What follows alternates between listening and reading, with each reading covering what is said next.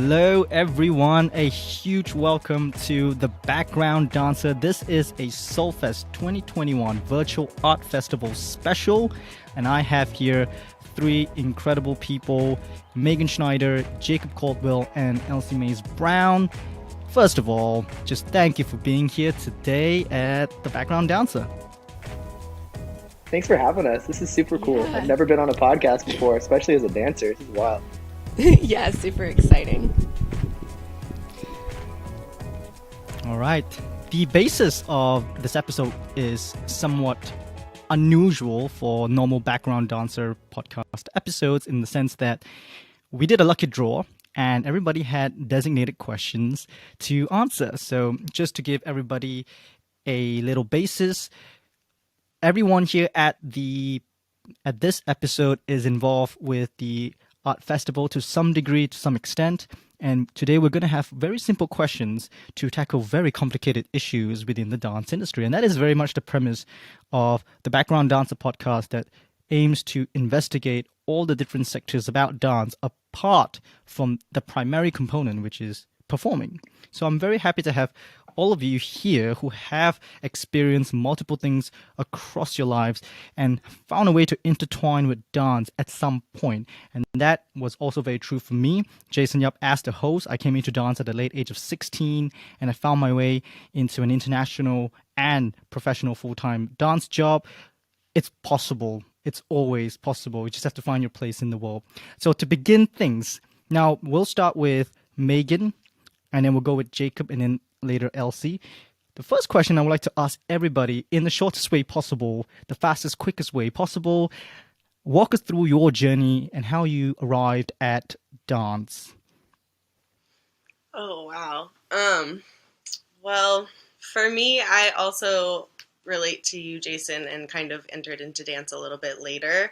I didn't start dancing like more seriously until high school, is when I got into it because of the marching band and the color guard at my high school, and they had like a little dance program attached with that. So that's really where I started learning, and then got to UCSC and really was like I could stop dancing, but then I was like, no, I kind of want to keep dancing because it feels good, and ended up finding this really awesome community and meeting people like Jacob and just, yeah, creating things with friends, and that's kind of where I'm at right now, is just wanting to create and make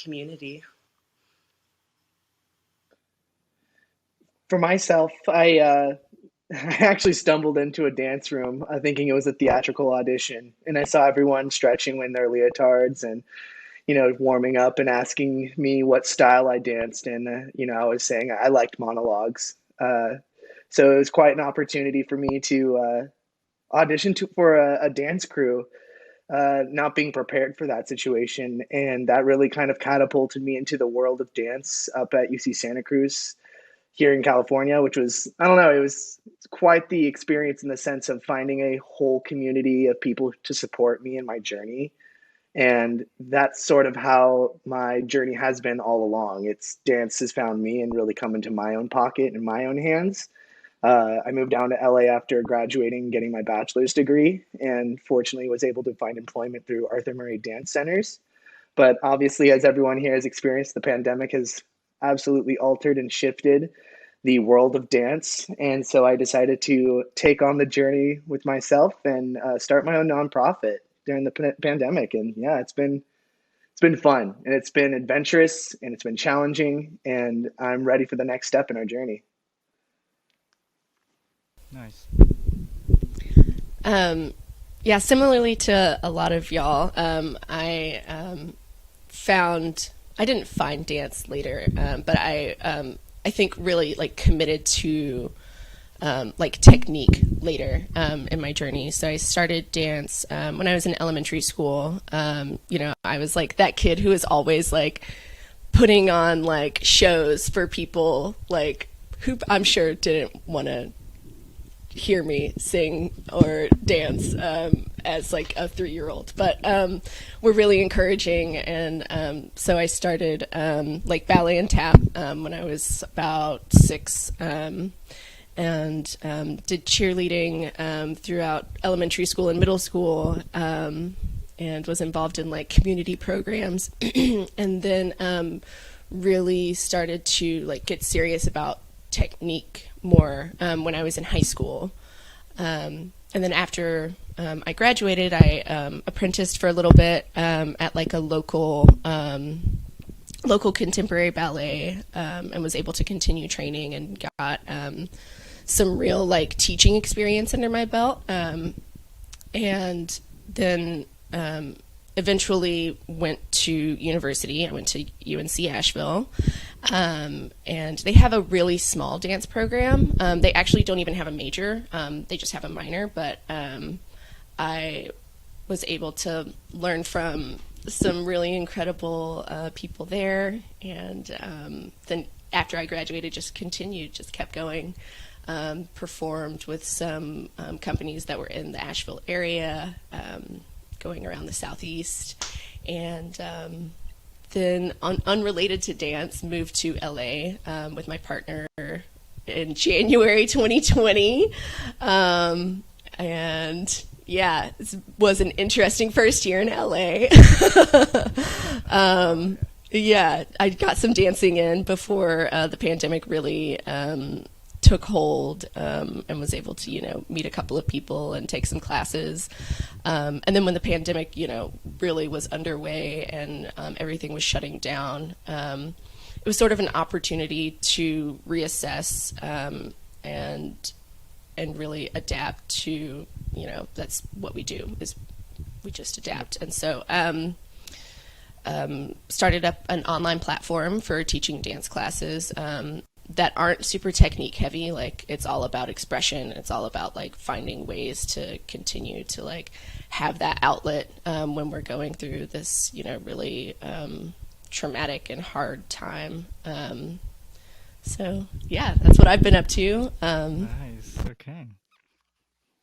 All right, I'm going to go really quickly with mine. I started dance at the late age of 16, and I did Latin ballroom first, and then I went to a little bit of hip hop, and then eventually found my way through to contemporary classical ballet. That's what I do right now. So yeah, I also have a psychology degree before that, so it was a huge turnaround and having to arrive at this point. And that's what really opened my eyes to the larger world of dance, in the sense that because I had a previous degree in psychology, it allowed me to really, dive deep into people's lives and, different perspectives about how to live life. And that really leads me to my first question. And I want to direct this at Megan. Now, this is a new one, a new bundle question that I did not include in the first draft when I sent to you. Think of the one thing that you are doing apart from dance, yeah? And you've already mentioned a little bit before the recording. So your question is, what is one similarity that thing has with dance, and one difference that thing has with dance? That's a good question. So yeah, as I mentioned before, during the pandemic, throughout like pretty much up until a couple months ago, I was a preschool teacher in the pandemic, and now I work at a kitchen and managing a kitchen. And I think both of those things are very similar to dance in the way that you have to manage yourself with other people and kind of like manage yourself in physical space and sharing space with people. And yeah, and I think in the ways that it's different is that sometimes in school or in like a restaurant or a job setting, like you have to be very like restricted and not very expressive sometimes. But in dance, you can really like let loose and be yourself more. Yeah, so I think the space really holds different expectations sometimes. All right. So I think there's a lot of nuances that we can go into that.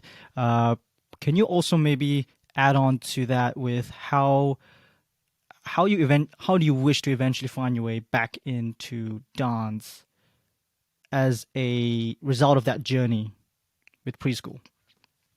I would definitely love to get back to some type of teaching or some type of teaching like space or facilitating space. So yeah, I would really love to be able to create more space in my own life and be able to facilitate spaces like that so people can have spaces to express and really let loose and try new things. All right. Thank you, Megan. Next question is going to be for Elsie, and it's very similar, but a little bit on the skills aspect, right? So, once again, Elsie, think of the one thing that you're doing apart from dancing. I actually checked out your SoundCloud; it's pretty cool. So you have a lot of things going on for you, but just choose the one thing that you want to mention here. Name one skill that uh, you think you can use in that one, and one value as well, a personal value that brings that thing in your dance together. So very much a personal one, but try to tie them all together if you can. Yeah, I definitely think adaptability, like, and that's sort of like a theme, like, for this year, or yeah, the past year, but just also in general, like, I think like one of the biggest things that make dancers like such great performers is like our ability to adapt. And you know, it happens all the time in dance. Like things don't really work out the way we planned, or like you know, things just aren't going the way you expected them. And you know, you make changes.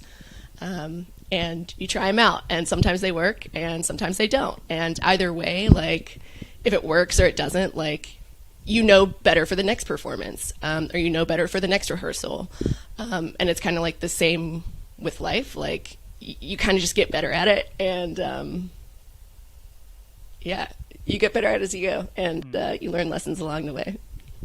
One value that you would like to share to people. One value. Let's see.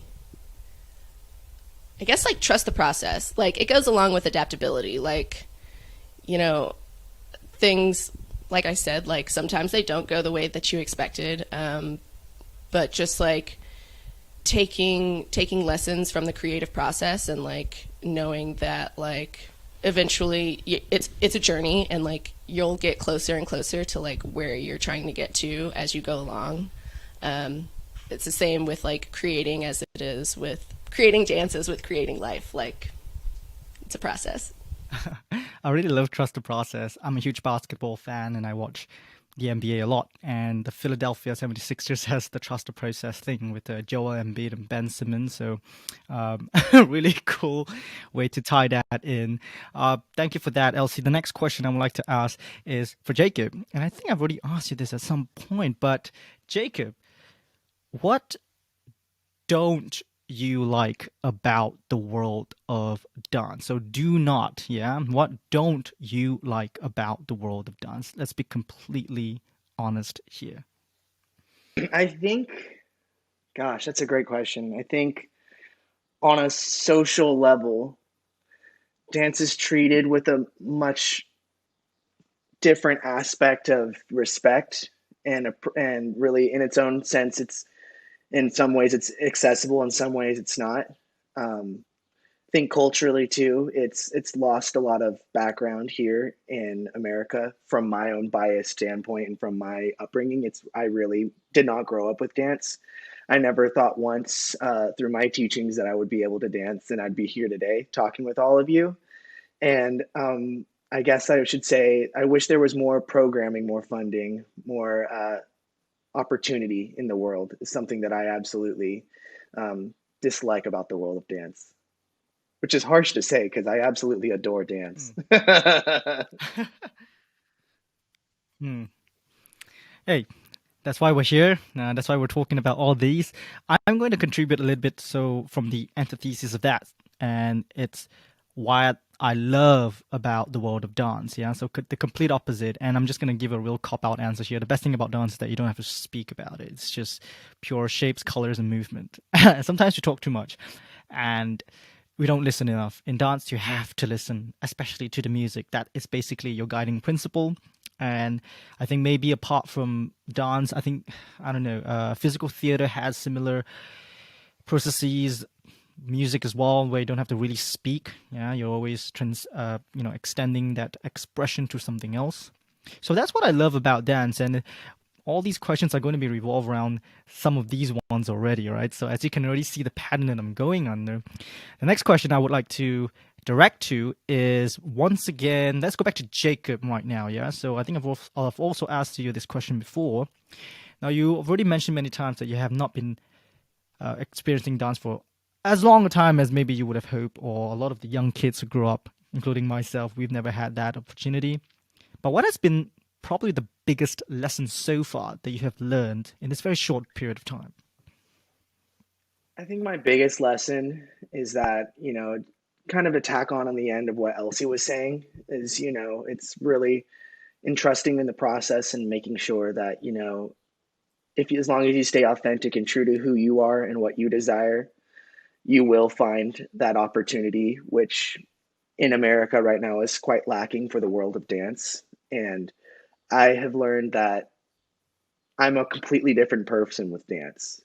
I never thought I would find this angle or this side of myself without the medium and practice. I mean, I am, as many of you know, quite an energetic person, and I have a lot of ideas and thoughts that just kind of ramble or rant and really kind of bounce off the walls.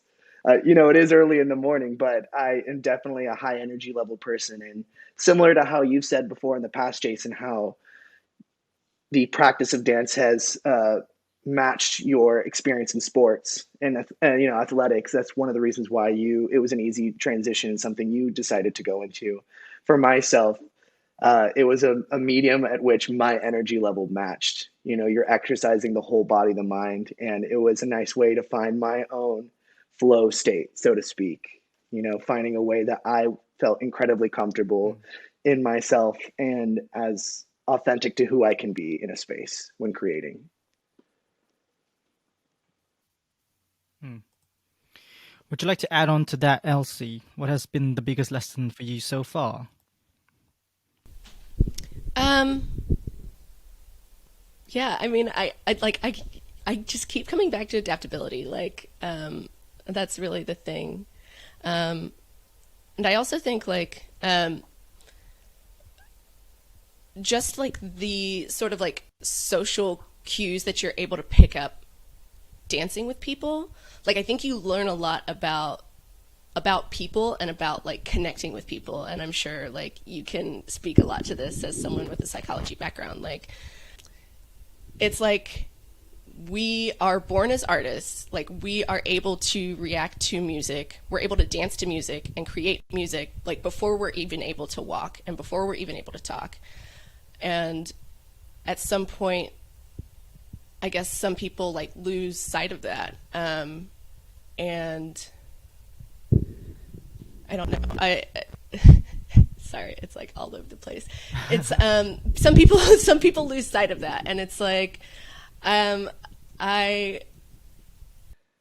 was definitely following your track, and I felt as though I was definitely in agreement in what you're saying, in that we're social animals, we're social creatures, and that communal level of connecting through movement other than speech and voice, or in some sort of written code or any form of communication that we can extrapolate on. Movement is one that is very hardwired into our bodies, historically, really, in so many different cultures and areas of the world. And so it's natural for us to want to move. And that's something that's kind of interesting to kind of delve into, and how that's adapted to today's world, really, right? Yeah, and it's I think it's really natural for people to connect. We form these social bonds when we move together, and same with when we're moving together or we're making music together or whatever it is. We're forming these social bonds, and it's I don't know, my dance friends are some of the most diverse group of people, and it's because dance is just such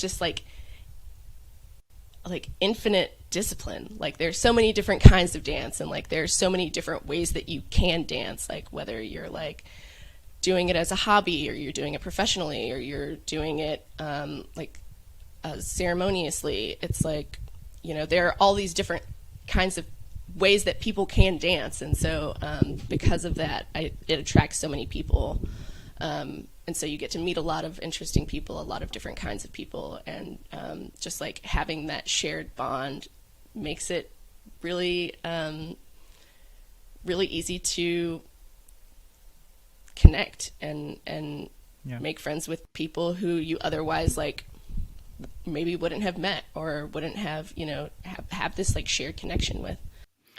Yeah.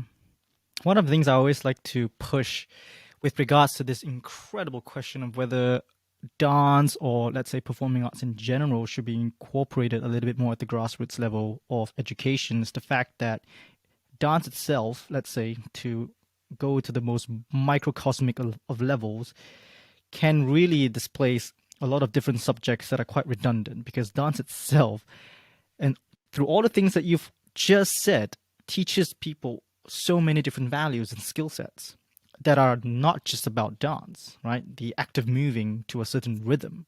I think we forget about that. Like, for example, in my country, I always say, why do we need to learn something called moral studies? You can't study that from a textbook. You have to go into life and actually apply these things practically. And dance actually teaches a lot of us about respect, you know, discipline, punctuality, all these different theoretical frameworks for moral studies that you can really displace the subject as a whole. Megan, would you also like to add on a little bit to some of the biggest lessons, or maybe one big lesson that you've learned so far? Yeah, definitely.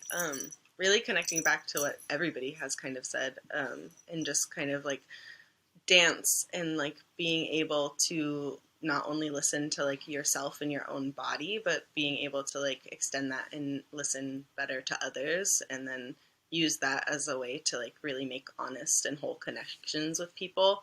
And I think, yeah, that really like comes down to how, like what Elsie was saying, how we are hardwired to really like to make these like noises and moves and express ourselves in this really deep way that somehow we lose.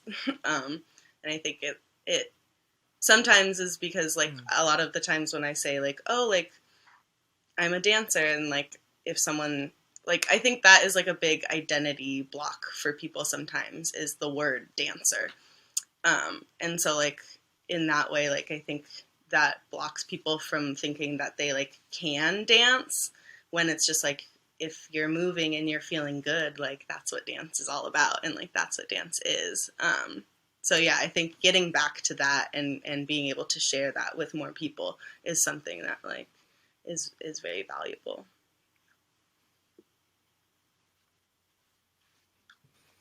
Thank you for that. My personal take about the biggest lesson, I would say, is just to look at dance from the bigger picture. Yeah, there's always a place to belong to. I think for every individual, it's really just about finding your own uniqueness, finding your own slot, let's say, in the world of dance, or just the wider world in general. So thank you all for contributing to that very important question. My next question is for everybody, and this is just a little curiosity that I have. How did you all found a way to dance and not anything else? So I spoke a little bit with Jacob prior to this sessions that I came into dance, and I chose dance out of maybe acting or singing or any other thing because I was an athlete. It just made the most sense for me. And of course, I didn't like the nature of competition in sports. I prefer it in dance in a way. So let's start with Megan once again. Why dance and not everything else? At this level, at least, yeah. I think similar to what you were saying, I had done sports in my childhood, and I had also done some like youth acting in like a company, and just never really found what felt the most expressive to me. And then going into high school, we got like this little presentation being like, do you like to like listen to music and dance in your room? And I'm like, yeah, I do. Like, that sounds fun. And then just kind of got brought into it, and then realized like, oh, this is something that that you can actually like do more seriously than just in your bedroom, like hanging out. So in that way, yeah, it was something that really just kind of like, I felt like I fell into, in a way. But then once I really thought about it, I was like, this is something that like I want to have in my life for the rest of my life and really like be intentional with it. Wow. Lovely. Okay. Jacob, go. So for me, I chose dance because, as stated previously, really, it's dance came to me, and I guess that's just an absolute like honor and privilege to be able to say because, I feel that there are many things that I've worked for, desired to go towards, in life, and worked to try to get to that position or that platform or space to act on that desire. And, for example, theater, comedy, that was something that I pursued for quite some time. But dances fell into my laps in many different occasions and scenarios. And I think what's most important with that is, although I wasn't looking for dance, dance found me. And though I struggle to find opportunities in certain spaces where I'm looking for dance, when dance finds me, it feels right. And it feels like the thing that I personally need to connect to and invest time in. And so it's a very deep connection in feeling that this is the right pathway for me. I went in for a theater audition thinking it was a stage performance, but it was actually a dance production. I moved down to LA looking for employment to be an actor, had zero ballroom experience, and was told, hey, you could become a ballroom dancer. Just take some time and do that. I was in the pandemic and was trying to look for more opportunities to connect and create a community. And everyone around me was saying, start something, start dancing, start doing TikTok, create an online platform. And, although I wish it was as simple as saying, I have this idea or this is what I want to create or what I want out of dance, somehow there's an energy in the world that I have found quite a few times that's saying dance, dance, dance, keep on going. This is what you need to do. And it's a strong energy and force, especially when it's your peers and your fellow colleagues or people that you really admire. But that's truly why I chose dance. It's because it's the only path that is there for me, I guess. Thank you for that, Jacob. Elsie, what was your story?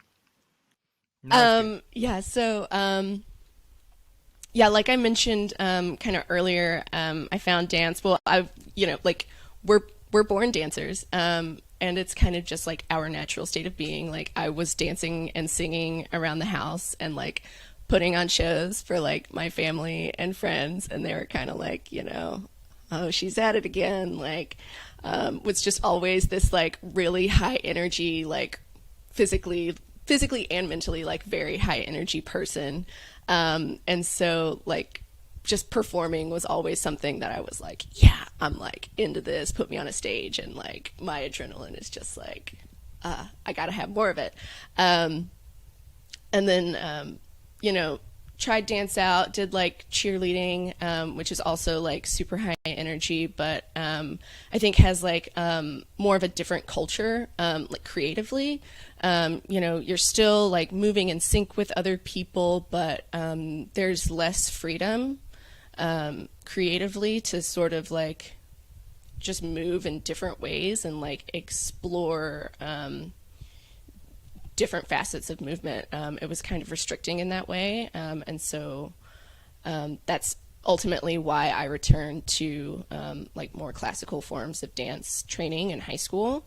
And then when I was in college was when I was introduced to like traditional West African and African diasporic movement. And that was really like, wow, game changing for me, because it was really just like so very high energy, which is obviously like I'm into it. Very high energy and very visceral. Like there's something so freeing about traditional West African movement that I really just like clicked with almost instantaneously.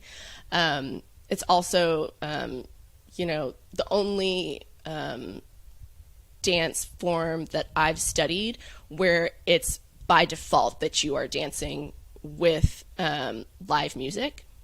And that is also, yeah, I mean, as someone who I consider myself a dancer, but I also consider myself a musician. And just being able to connect not only with like other people that I'm moving with, but people who are, moving with us in a different way, using different instruments to move, was just, yeah, an experience that I can't find anywhere else.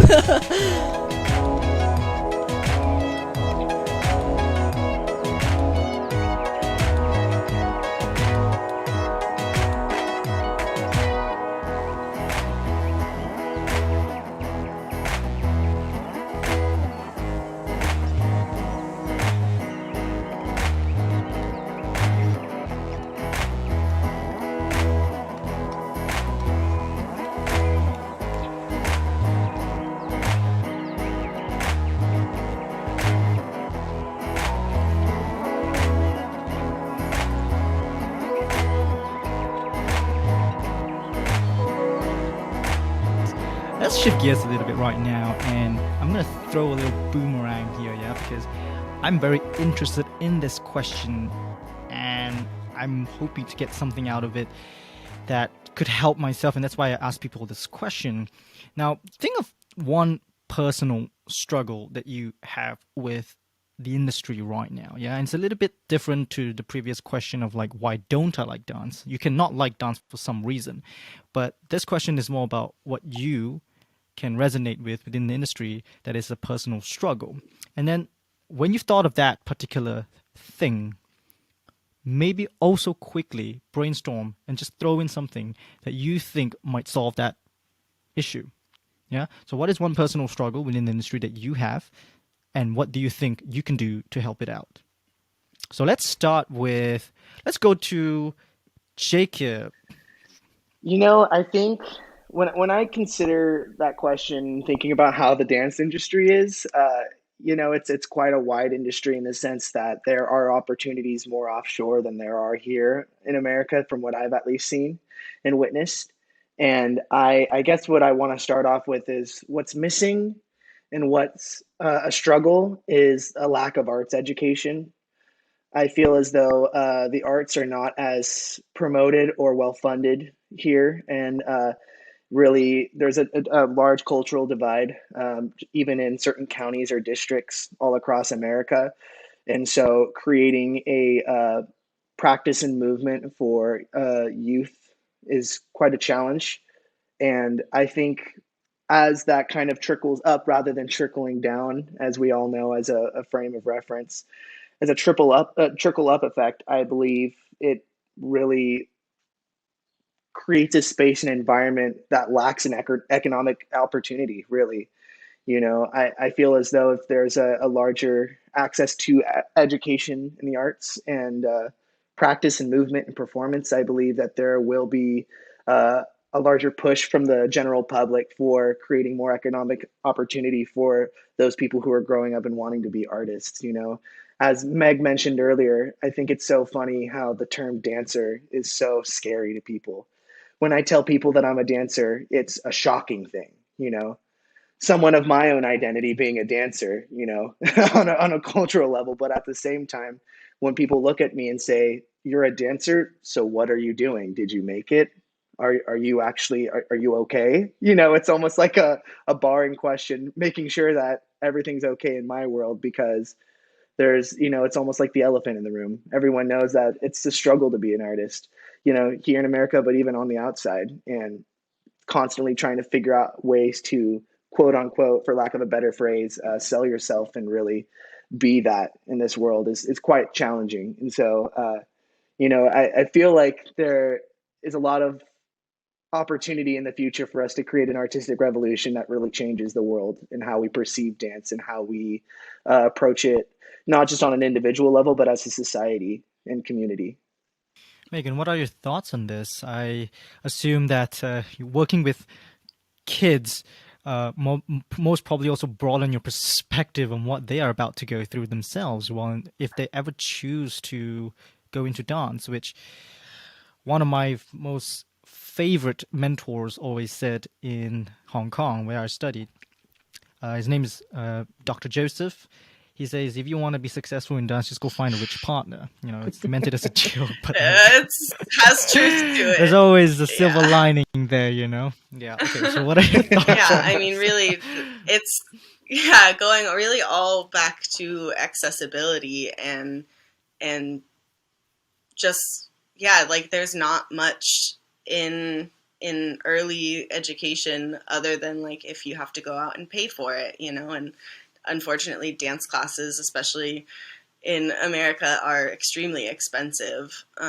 So like when I especially think about like my students and thinking about if they would want to pursue that type of expression and how just money would be a big block for that, and how that is just like unfortunately then creates this cycle and this barrier of then the only people who make it as dancers are these people who have access to it their whole lives, but then it creates this loop, which it ends up being very unfortunate because it feels very difficult to break into, similar to like what Jacob was saying. Like you can't really like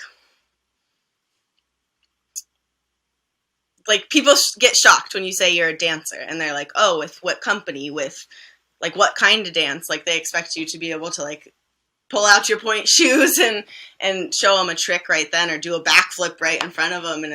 And I think, and it just in that way, the accessibility of creating a more like whole definition of dance and really getting back to our bodies and just dancing and not having to codify it or capitalize on it in any way. Yeah, I mean, just piggybacking off of what Meg and Jacob said, like accessibility is definitely an issue, and it comes up, not only in limited access to dance training, particularly for young folks, but also like accessibility culture within dance itself. Like, how are we, reinforcing barriers to dance through, like perfectionism and like worshiping technique above all else. Like, I think really just kind of serves to like devalue like people's emotional capacity for dance, and not just like as a performer, like it takes away like that innate right that we have as humans and as dancers to move like without filtering our bodies, like just like allowing the emotions to flow. And I think like a culture of competitiveness that circulates, like especially in like competition circuits, like really limits artists and limits the art itself in a lot of ways, and like tries to put it into a box. And so like that's created personal struggles for me, like as someone who I didn't have access to like top tier like technique training as a kid. Like I mentioned earlier, like I grew up in like rec center community programs, and I did like little league cheerleading, which was like run by like volunteers. And it wasn't until I was in high school and was working myself that I could afford like more professional training. And so at that point, like accessibility had already I don't want to say held me back, but it had, at that point, like I felt like I looked at my peers and was comparing myself and was like, oh, well, I should be,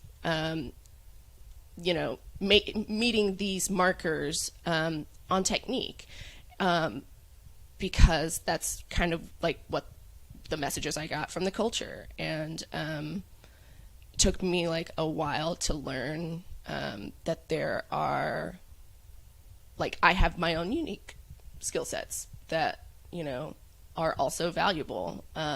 You know, like, I might not have like the perfect high arch point, but, you know, I have drive and I work really hard, and I'm a passionate performer, and like those things are really valuable. And I think that if we were instilling that into young folks more, just as heavily as we were point your toes, straighten your leg, shoulders back, chin up. If we were instilling, you know, like showmanship and work ethic as just as hard as we were instilling all of the technique-driven aspects, so many more people would consider themselves dancers. So many more people would be confident, like getting up and just moving in front of people. Yeah, I guess I'd like to say that really going off of that, that's absolutely a good point that you're bringing up. It's this, you know, kind of going back to what both Meg and Elsie was saying, this cycle that's repetitive, and it's really contains a lot of elements of perfectionism. And, you know, I think it's really rooted in a lot of capitalism here in America, and how our country operates, and how we as a society approach the arts, and what's viable and what's not. And I think we as a younger generation are finding new ways to reinvent that and hopefully change America for the better in the future, but not just America, the global community of dance, as we are continuing on and really finding new pathways. I think it's really interesting to see how, you know, we all come from different backgrounds in dance. We all have different desires, and we've all had different opportunities within that medium, but we have all had similar experiences, whether it's at home, abroad, and we've all heard the same stories or different stories at the same time. But they're all rooted in a lot of movement and practice, and how really dance is an ever changing field. There's no one particular way, and I think Jason really mentioned that in our last Sunday dance session, was how, you know, you can find something in dance. You may have to create it, and that's really what's the truth about being a creator and procurer of art. But it's it's a wild cycle over here when it comes to being a dancer, or what is a dancer, right? Rather than just being able to enjoy it as a hobby. I mean, with regards to that particular question, like, we'll go into that a little bit more later on, which is going to be very fascinating. But once again, like, before I move on to the next question, like, I started to watch dance because, you know, it was partly an accident, and then the other thing was because of So You Think You Can Dance. Like, it was premiered or it was broadcasted all the way to Asia, the American one I'm talking about, and it was like, that's where dreams are made, right? Like the American dream thing. And then to hear all this coming out, I wouldn't say it's surprising, but it's definitely anticlimactic. And it just goes to show that a problem that you have over there, or everyone has in their own little regions, is quite universal at the same time with regards to dance, right? We're not come to a point where we can say this is our problem. It's actually everyone's problem. Like, we all have the same kind of problem, that accessibility, education. My personal take, like a struggle, I would say, is very much, like I said, once again, relevant to everyone's point, is monetization, where, you know, people in the dance field are so eager to work for free because it just gives them some form of exposure to get to the next level, and then to be able to charge people after that, right? But it all comes down to the fact that, you know, like everyone has already mentioned, that people do not appreciate it enough to be able to monetize it, you know, in their own way. People don't pay for it. They don't, you know, blah, blah, blah, blah, blah. And there goes back to the point of like, okay, why do not more people actually like it or pay for it? So I am going to move on to the next question. And this is the first time I'm going to allow anyone to just kind of like, hey, if you want to contribute to this one, go ahead. If you don't, it's up to you, because this is a little bit of a curveball. And the question is very simple: is I want you to project really far into the future, yeah, super far into the future. And let's say you've come to a point where you are about to end your dance career at any level, let's say. Now, what do you want, or what do you wish for people to say or think about you when you have finally decided to stop dancing? You know, I think about that quite often. How do I want to leave this world? Not only in my own sense, in my ego, feeling accomplished and feeling like I had some form of impact. But I guess what I want to say is and I do see it happening now with the advent of application in social media of like TikTok, or even what we're creating in this space right now. I wish to bring more value to the practice of dance and it as a communal practice of connecting with one another, and more so than not when I leave this world. As you were saying, it's quite a significant issue is the monetization. However, through my past experience with Arthur Murray, I was a dance instructor, but I was also a salesperson. How bizarre is that? Thinking about what it's like to sell a dance program to someone and say, nobody walks into the dance studio saying, this is what I need for my future and what I want. I need dance lessons.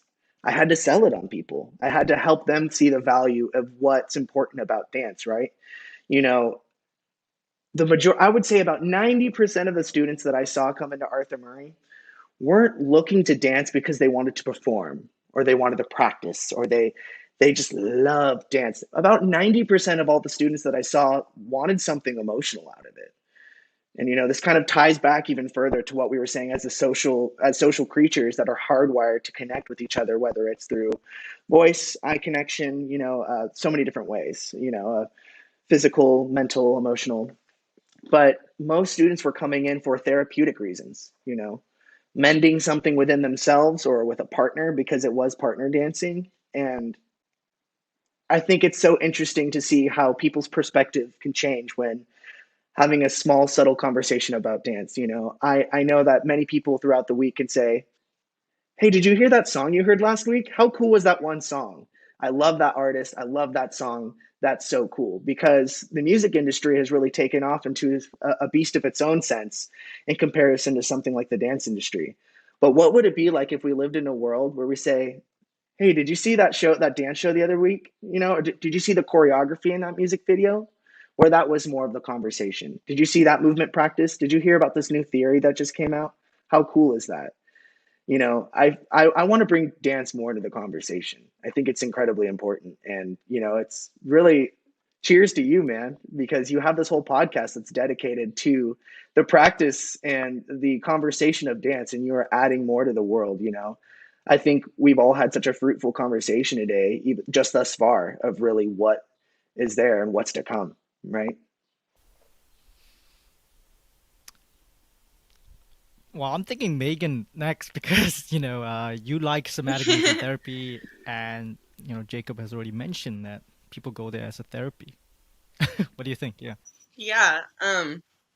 Yeah, that truly is something that is always a long-term goal of mine, is to just kind of create dance spaces, or like help make dance spaces just a little more open and a little bit more accessible, so people can feel like that they can enter them like really authentically and wholly, and express themselves however they want. Because I feel like when you go to a dance class and are told what to do, sometimes that can be difficult for people who feel like they don't consider themselves a dancer. So I feel like in that way, I would love to just help push the education aspect of dance, and push it into like a form where it is more accessible, and more accessible in youth too, and like really like show kids and people younger that like it is a possibility, so they don't get to the point where they have to come in and be like sold on a dance class, but they can feel like it's something that's within their body and within themselves that they want to bring forth and express. it, yeah, really just, I think, comes all the way back down to getting back to that body mind connection, and that space where you were when you were a baby, where you're just making noises and movements because it feels good. And that's, yeah, something that I definitely strive to contribute. Elsie, take it away. Yeah. I'd have to agree with both Jacob and Meg. It's like, I guess just broadening, I hope to, help to people to broaden their own personal definitions, and broaden accessibility, like, pushing the boundaries of what we consider to be, an artist, and broadening definitions of dance as an art. Like Jacob said, like, not everybody's interested in performing, and like that's okay. Like, you don't have to be a performer to be a dancer. You can like go and social dance with someone, and like that makes you a dancer. You can dance in your living room by yourself, and you're a dancer. It's yeah. And I think that, yeah, I'm really excited about the conversations that we're having, and that furthering those conversations is only going to help to make that a reality. Like, I'm excited for the future. I think we're like moving in a right direction. Nice. So, All right, one final question for all of you, and I'm super excited about this question, but I'm going to do a little bit of a twist to it. So we've mentioned a couple of times already throughout the conversation. Everybody has been contributing to, let's say, the discourse of what it means to be a dancer, right? Now, on this podcast, I usually ask people at the very end of what makes a dancer. And I think all of us have already spoken at various lengths as to what that means. So let's take it one step further. Let's detach ourselves from that very identity as a dancer. I'm going to start with Elsie once again. Yeah. The question rather is, what makes dance?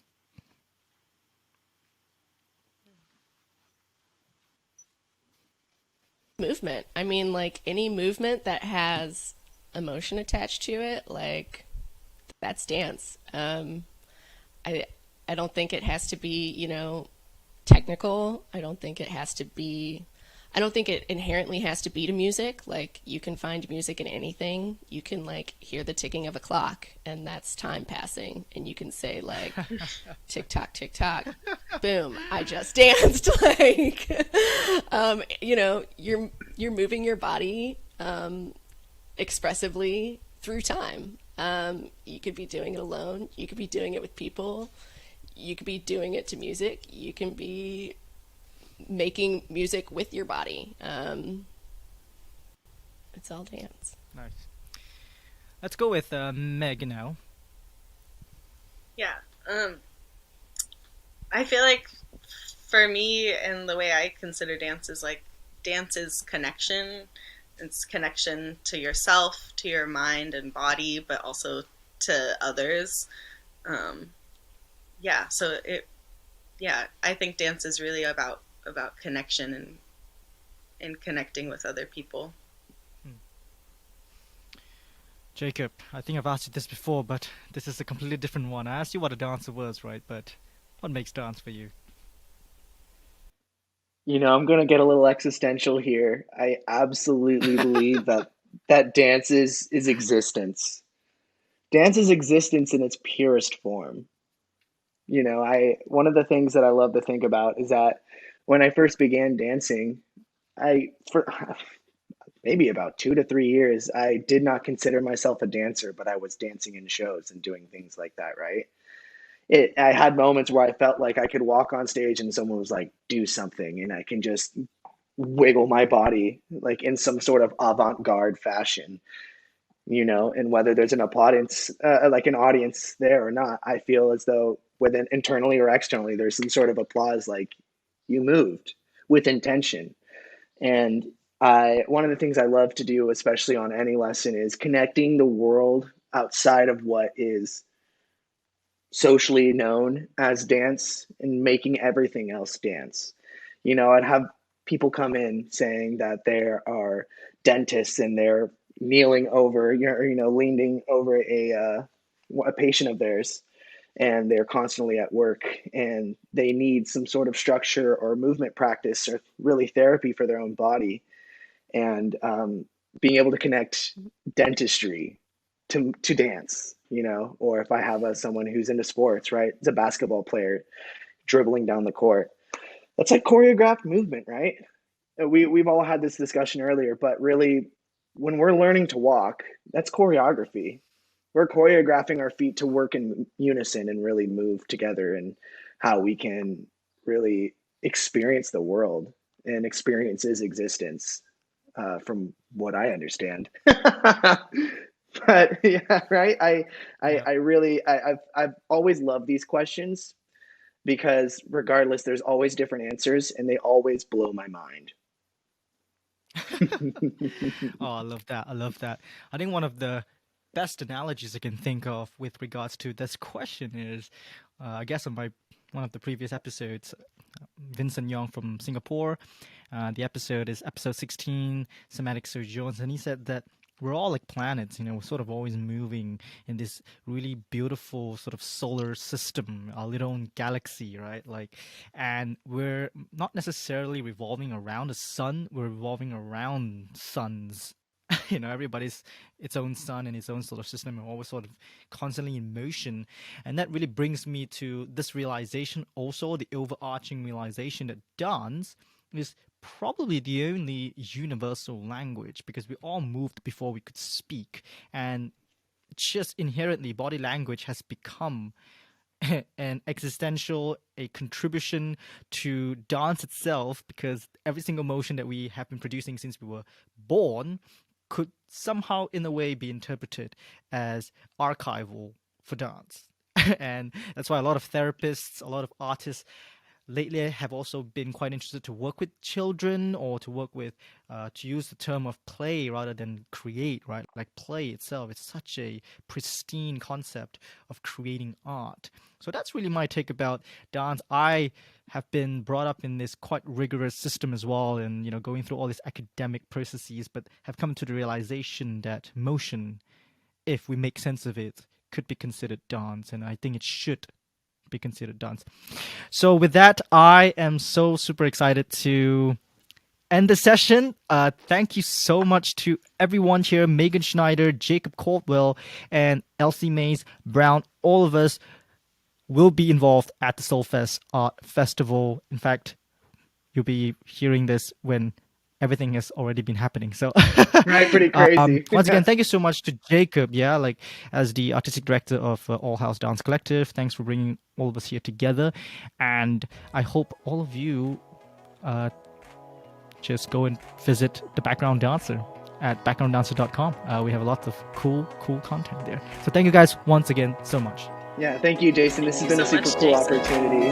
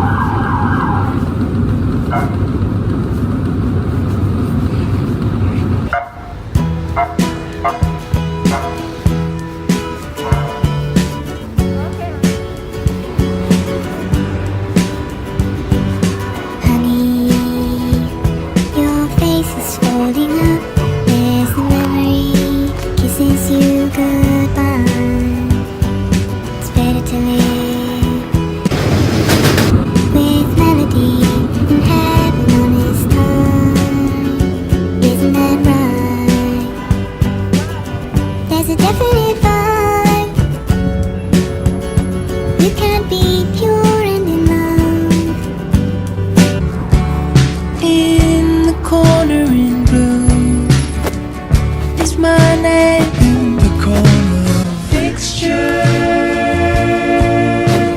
picture,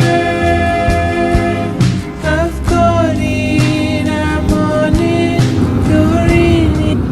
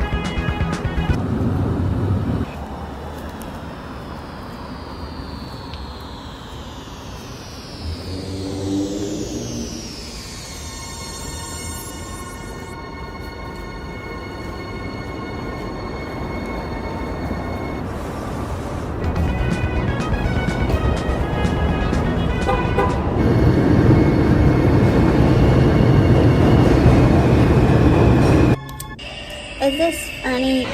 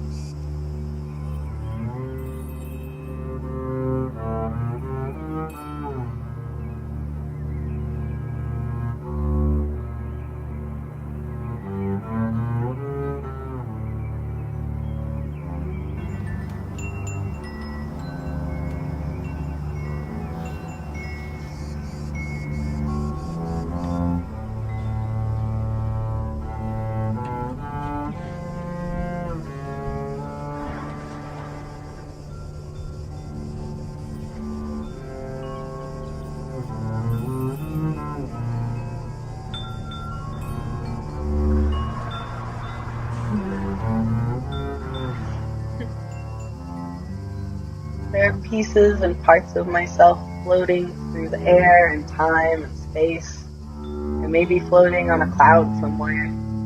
It's felt like a daydream, like staring out the window of a moving car on a long ride and just forgetting that you're going anywhere. When you get there, it doesn't matter either. Even yourself seems to slip into a realm of time that is indescribable, suspended in space, in a daydream. You are the cloud moving through.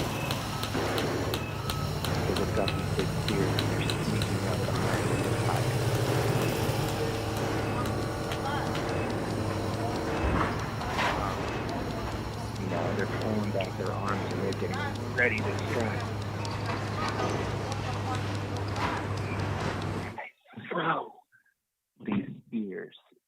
Uh-huh. Is that too scary for you? Do you like that?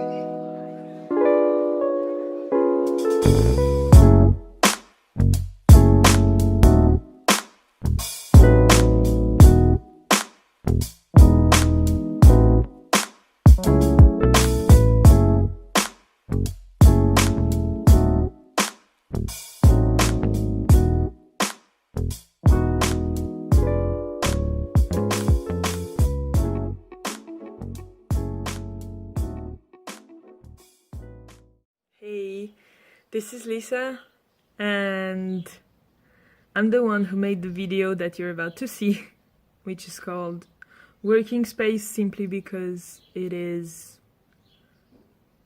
a little window on my current research, or even just stuff I enjoy doing lately. If this triggers you in any way, don't hesitate to contact me. I'm sure my contact is somewhere on the Soulfest promo contents and all that. So yeah, I'll be happy to share with you about art, dance, being human, all that. Also, the All House Dance Collective, as the name says, it is all about, I'm sure, inclusivity.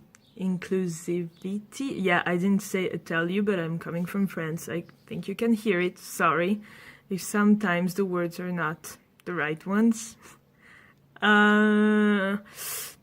Yeah, so like open to all styles, aesthetics, and all that, and also open to all situations. So this is there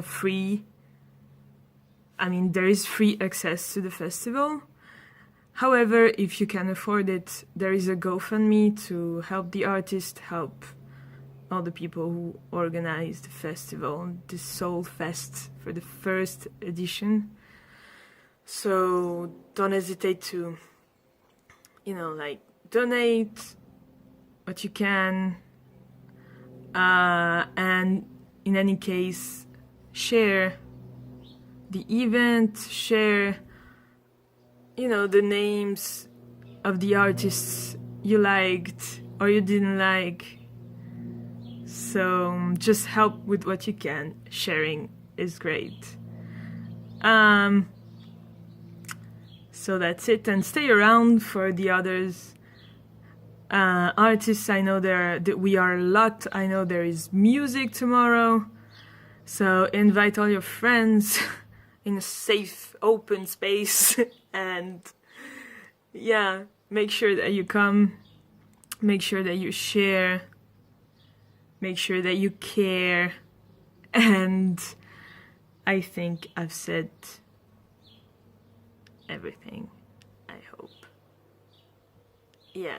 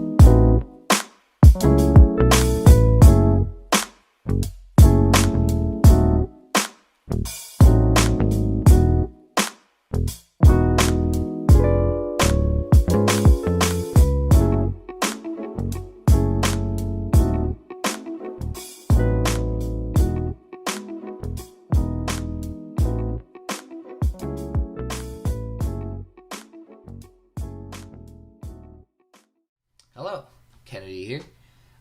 First of all, thank you so much for coming to All House Soul Fest Day 1. I hope you enjoyed all the fantastic performances and classes today, and I hope to see you again tomorrow for Day 2. With that being said, I want to formally recognize that it is Juneteenth today. If you don't know what Juneteenth is, it is the day, first of all, please look it up. Second of all, it is the day that African Americans were emancipated. And I feel like this is really important to recognize as an artist who's drawn a lot of inspiration from the Black community. My favorite styles of music, my favorite styles of dance all come from the Black community. And today, most of the songs that I perform to are by Black artists. So as an artist, I feel like it's really important to acknowledge where inspiration comes from and to formally recognize. And, today it's also finally been recognized as a national holiday. Decades too late, but, So that being said, please look it up, educate yourself, and without further ado, here's my performance. Thank you for coming.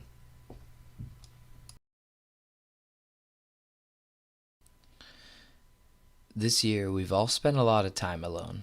At times we went a little crazy, always just stuck at home. But I had you to be alone with, and that made it okay.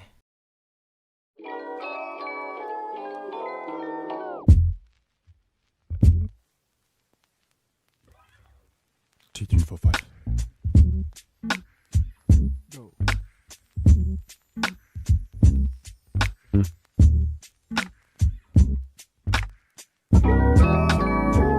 If you wanna get sunshine, walking on the rooftop, I'ma go get some. Time alone with you. Yeah, we could go dancing, soak up the disco. I dig it when I get that. Time alone with you. It's a beautiful Sunday morning. You see the sun up in the sky.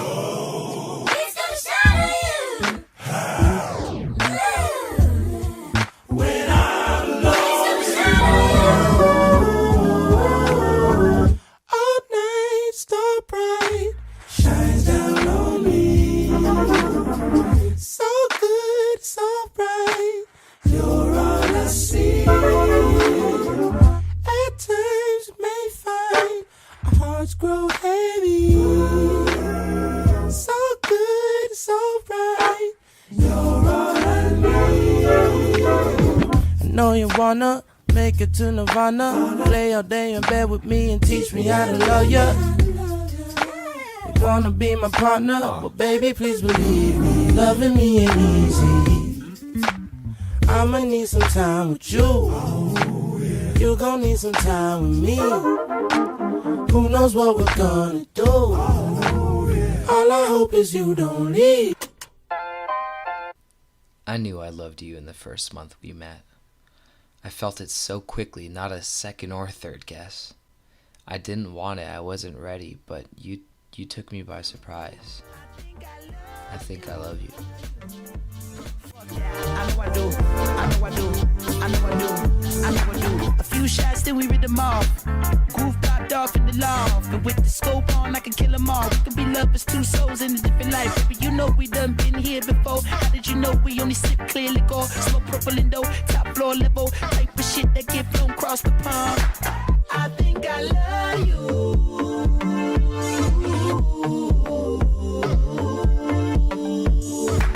We must have been together.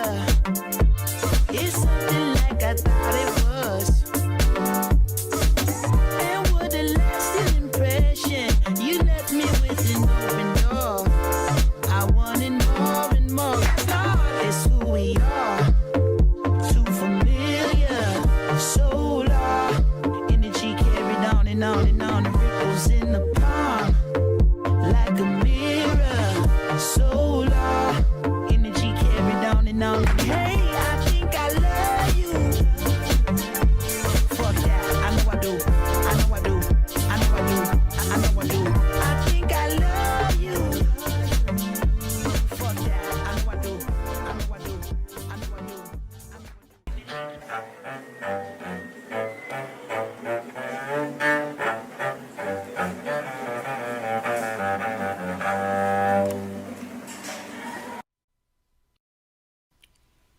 How does it feel to be so deep in love that every day is a breath of fresh air? To want to live in your presence and inhale your existence, how does it feel? To fear what comes next, to be worried with every step, every second an eternity while you're with me, but the next one always comes, and I don't know what to do.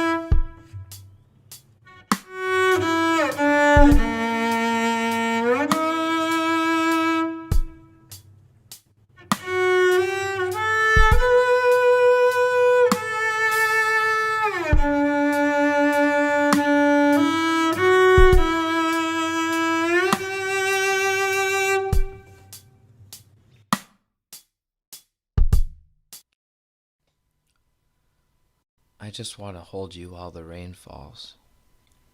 The drops on the window once frozen dissolve. You fade away into the night as I slowly wake up. I could have never had it. Not good enough.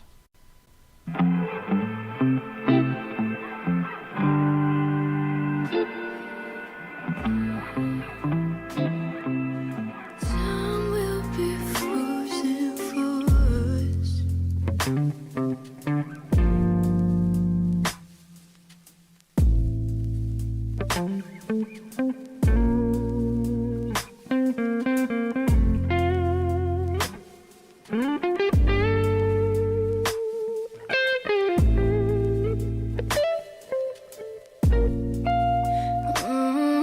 The flowers will be blooming, the leaves will be turning, and the snow will be falling while we're making love. And the sun will be shining, the flowers still are blooming, the leaves will turn again, but time will be frozen for us.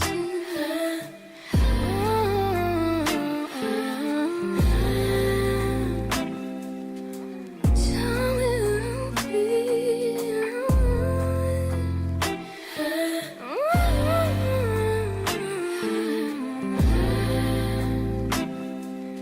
Time will be frozen for us.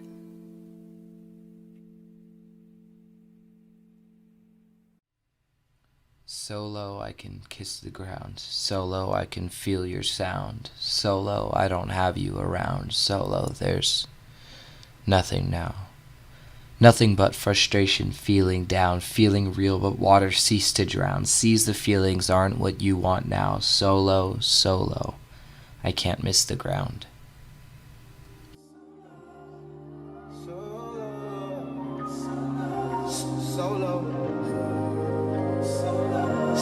solo. Yeah. I'm skipping showers and switching socks, sleeping good and long. Bones feeling this is fuck. Wish a nigga would cross and catch a solo. On time, yeah. White leaf on my boxers, green leaf turn up vapors for the low. And I mean cheap cause ain't shit free and I know it. Even love ain't cause it's not cost, that clinic killed my soul. But you gotta hit the pussy brought up. Now your baby mama ain't so vicious. All she want is her picket fist and you protest. And you pick a song but the courts won't side with you. Won't let you fly solo. Yeah. I wanted that ride in Colorado that night. I brought cheese to blow through, but it's just me and no you. Stayed up till my phone died. Smoking big rolls. Yeah. It's hell on earth and the city's on fire. There's a bull in a matador dueling in the sky. Yeah, yeah.